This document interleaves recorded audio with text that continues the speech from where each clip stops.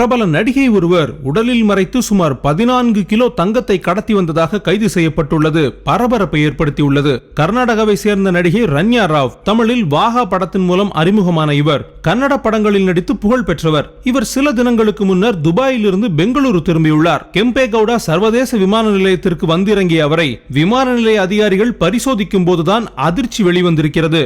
ரன்யா ராவ் தனது தொடை மற்றும் உடலில் மறைத்து 14.8 கிலோ எடையுள்ள தங்க கட்டிகளை கடத்தி வந்திருக்கிறார். இந்த தங்கத்தின் மதிப்பு சுமார் 12 கோடி ரூபாய் இருக்கும் என கூறப்படுகிறது.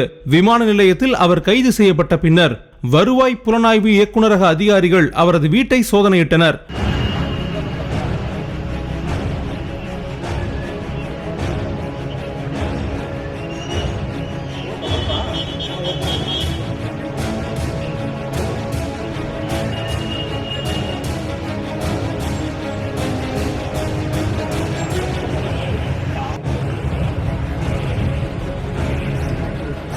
அவரது வீட்டிலிருந்து 2.06 கோடி ரூபாய் மதிப்புள்ள தங்க நகைகளும் 2.67 கோடி ரூபாய் ரொக்கமும் பறிமுதல் செய்யப்பட்டன.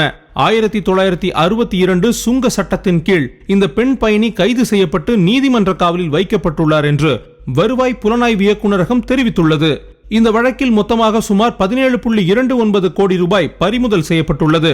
நடிகையான ரன்யா ராவ் கர்நாடக காவல்துறை இயக்குனர் ஜெனரலாக பணியாற்றும் IPS அதிகாரி ஒருவரின் மகள் ஆவார். தங்க கடத்தலில் ரன்யா ராவ் ஈடுபட்டதாக கூறி கைது செய்யப்பட்டிருப்பது பரபரப்பை ஏற்படுத்தியுள்ளது.